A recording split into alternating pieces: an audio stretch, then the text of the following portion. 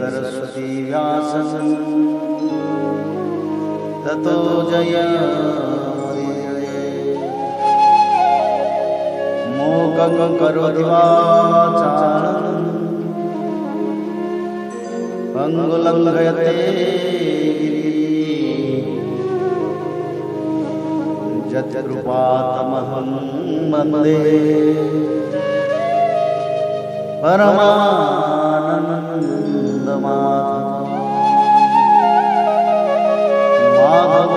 माधवो वाक्यं माधवो हरि परन्ते साधवा नित्यं सकलकार्येषु श्रीमद् भागवत महापुराण षष्ठ स्कंद पहला अध्याय अजामिलोपाख्यान प्रारंभ। राजा परीक्षित ने कहा, भगवान आप पहले द्वितीय स्कंद में निवृत्ति मार्ग का वर्णन कर चुके हैं तथा यह बतला चुके हैं कि उसके द्वारा आर्चिरादि मार्ग से जीव क्रमशः ब्रह्मलोक में पहुँचता है और फिर ब्रह्मा के साथ मुक्त हो जाता है। मुनिवर, इसके सिवा आपने उस प्रवृत्ति मार्ग का भी तृतीय स्कंद में भली भांति वर्णन किया है, जिससे त्रिगुण में स्वर्ग आदि लोकों की प्राप्ति होती है और प्रकृति का संबंध न छूटने के कारण जीवों को बार बार जन्म मृत्यु के चक्कर में आना पड़ता है। आपने यह भी बतलाया कि अधर्म करने से अनेक नरकों की प्राप्ति होती है और पांचवें स्कंद में उनका विस्तार से वर्णन भी किया।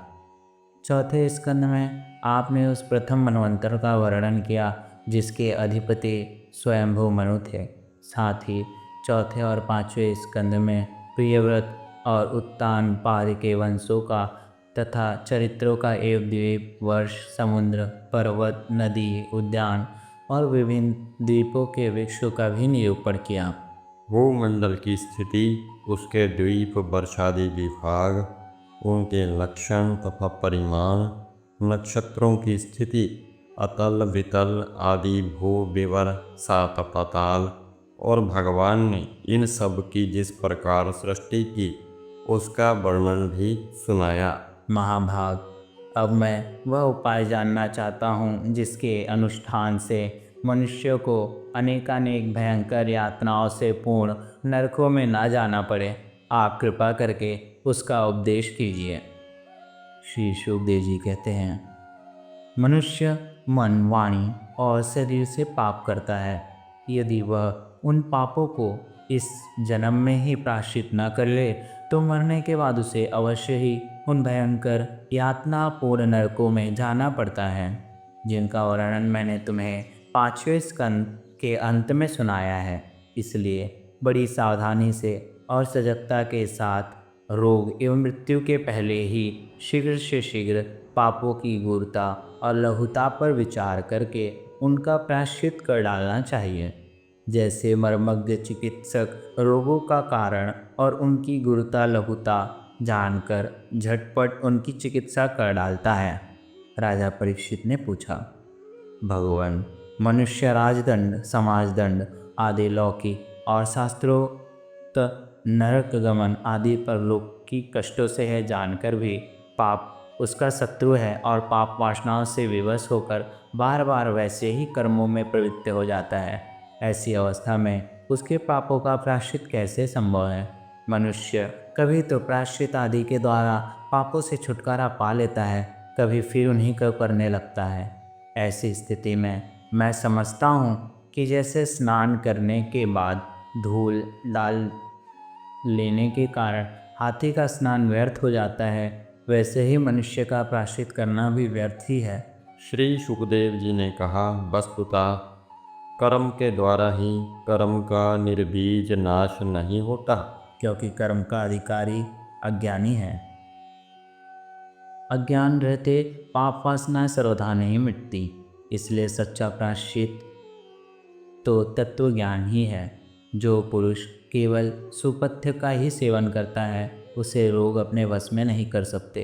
वैसे ही परीक्षित, जो पुरुष नियमों का पालन करता है वह धीरे धीरे पाप वासनाओं से मुक्त हो कल्याणप्रद तत्व ज्ञान प्राप्त करने में समर्थ होता है। जैसे बांसों के झुरमुट में लगी आग बांसों को जला डालती है, वैसे ही धर्मज्ञ और श्रद्धावान धीर पुरुष तपस्या, ब्रह्मचर्य, इंद्रिय दमन, मन की स्थिरता, दान, सत्य, बाहर भीतर की पवित्रता तथा यम एवं नियम, इन 9 साधनों से मन, वाणी और शरीर द्वारा किए गए बड़े से बड़े पापों को भी नष्ट कर देते हैं। भगवान की शरण में रहने वाले भक्तजन जो बिरले ही होते हैं, केवल भक्ति के द्वारा अपने सारे पापों को उसी प्रकार भस्म कर देते हैं जैसे सूर्य कुहरे को। परीक्षित, पापी पुरुष की जैसी शुद्धि भगवान को आत्मसमर्पण करने से और उनके भक्तों का सेवन करने से होती है, वैसी तपस्या आदि के द्वारा नहीं होती।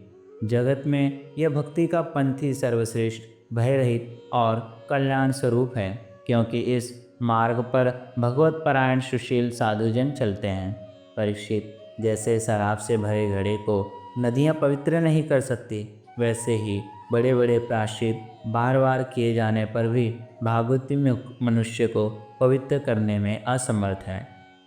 जिन्होंने अपने भागवत गुणानुरागी मन मधुरा को भगवान श्री कृष्ण के चरणारविंद मकरंद का एक बार पान करा दिया, उन्होंने सारे प्रायश्चित कर लिए। वे स्वप्न में भी यमराज और उनके पासधारी दूतों को नहीं देखते, फिर नरक की तो बात ही क्या है। परीक्षित, इस विषय में महात्मा लोग एक प्राचीन इतिहास कहा करते हैं। उसमें भगवान विष्णु और यमराज के दूतों का संवाद है। तुम मुझसे उसे सुनो। कान्याकुंभजनगर कन्नौज में एक दासीपति ब्राह्मण रहता था। उसका नाम था अजामिल। दासी के संसर्ग से दूषित होने के कारण उसका सदाचार नष्ट हो चुका था।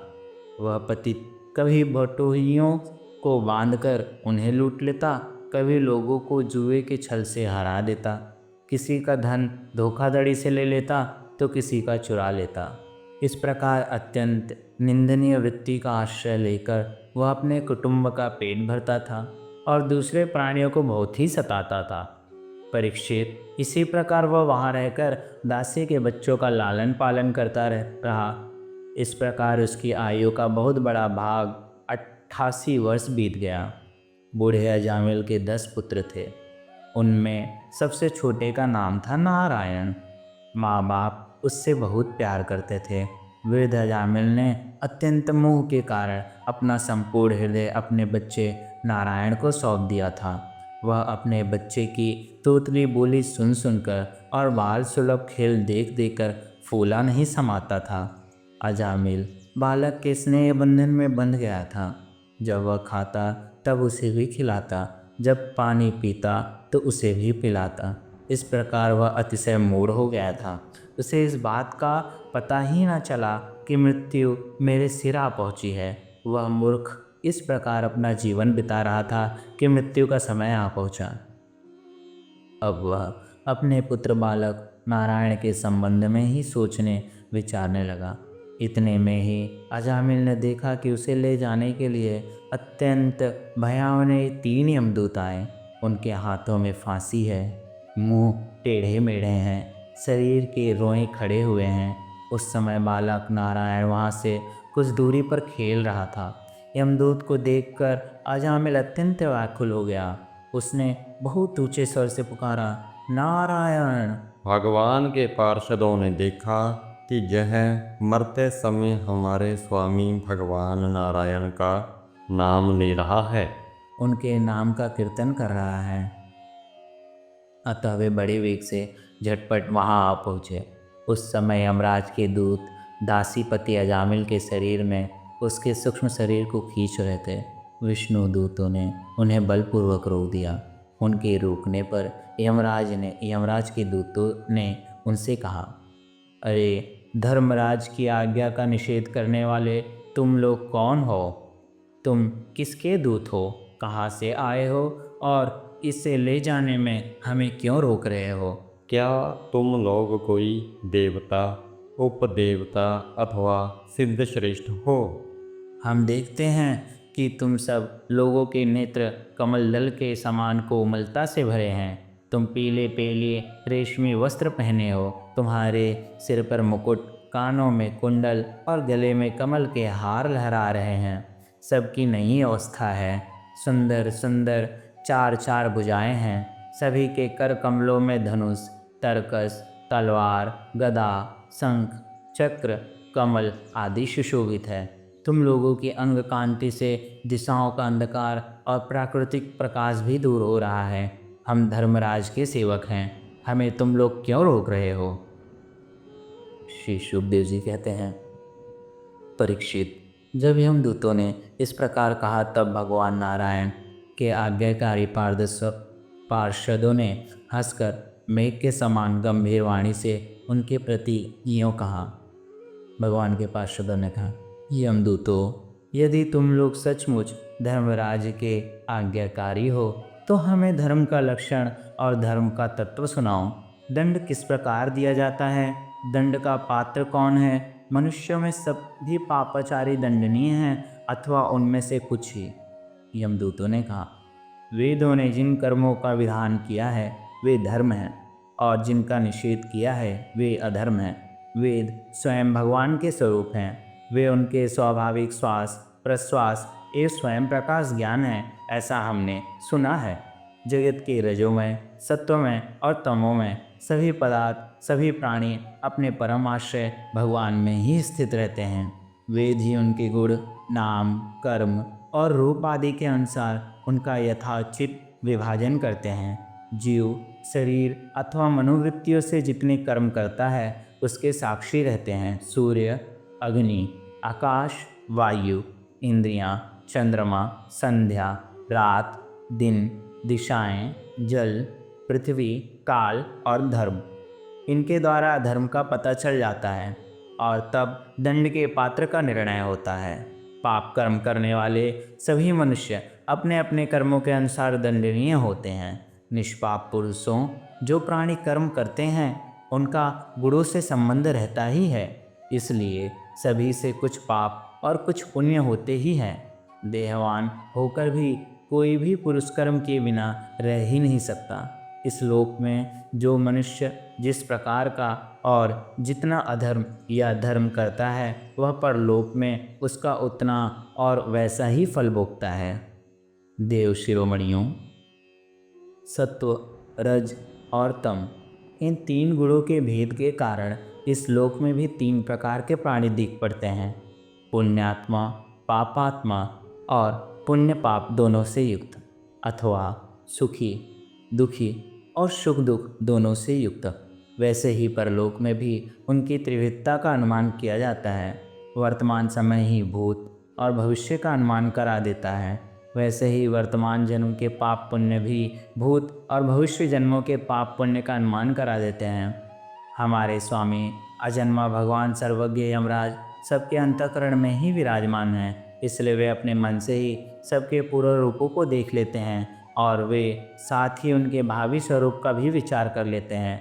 जैसे सोया हुआ अज्ञानी पुरुष स्वप्न के समय प्रतीत हो रहे कल्पित शरीर को ही अपना वास्तविक शरीर समझता है, सोए हुए अथवा जागने वाले शरीर को भूल जाता है, वैसे ही जीव भी अपने पूर्व जन्म की यादों को भूल जाता है और वर्तमान शरीर के सिवा और पहले और पिछले शरीर के संबंध में कुछ भी नहीं जानता।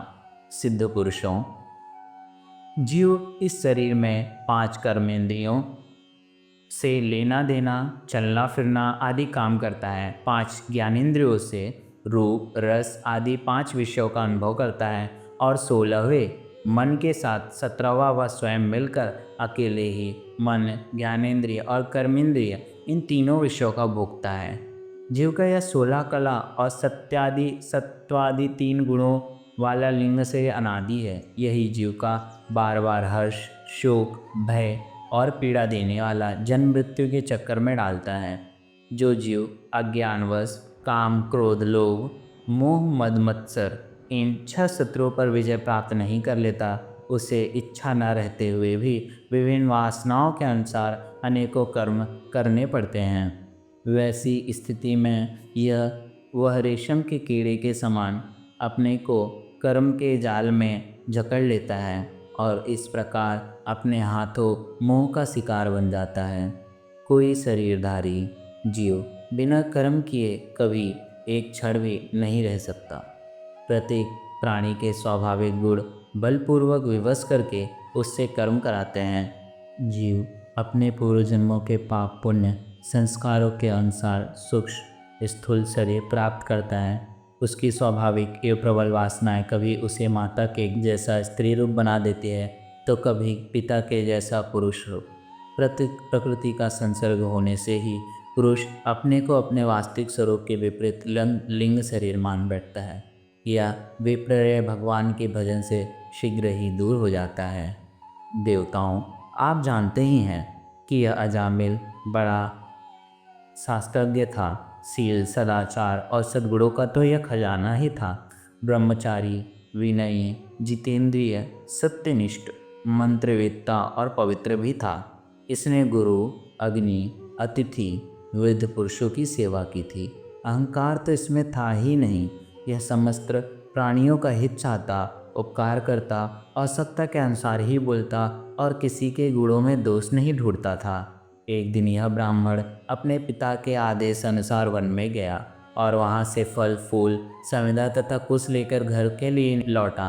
लौटते समय इसने देखा कि एक भ्रष्ट शूद्र जो बहुत कामी और निर्लज्ज है, शराब पीकर किसी वेश्या के साथ विहार कर रहा है।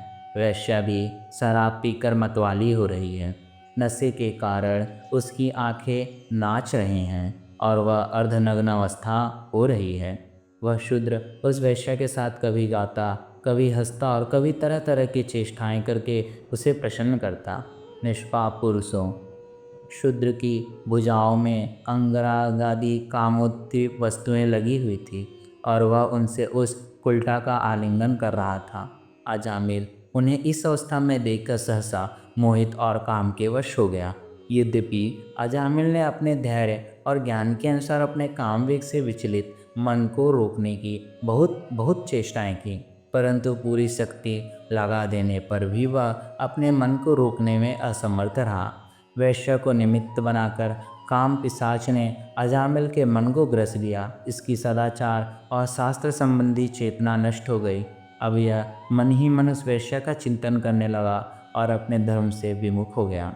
अजामिल सुंदर सुंदर वस्त्र, आभूषण आदि वस्तुएं जिनसे वह प्रसन्न होती ले आता, यहाँ तक कि इसने अपने पिता की सारी संपत्ति देकर भी उस कुल्टा को रिझाया। यह ब्राह्मण उसी प्रकार चेष्टा करता जिससे वह वेश्या प्रसन्न हो।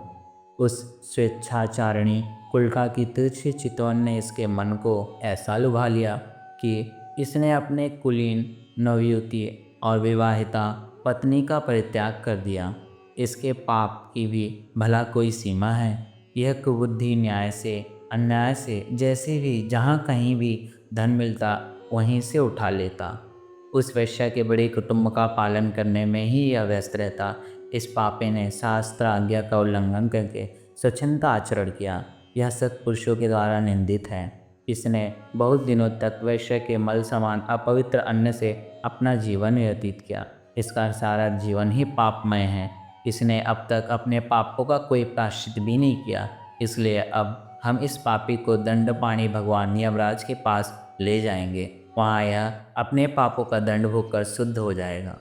इति श्रीमद्भागवते महापुराणे पारमहंस्यां संहितायां षष्ठस्कन्धे जामिलोपाख्याने प्रथमोऽध्यायः सम्पूर्णम्।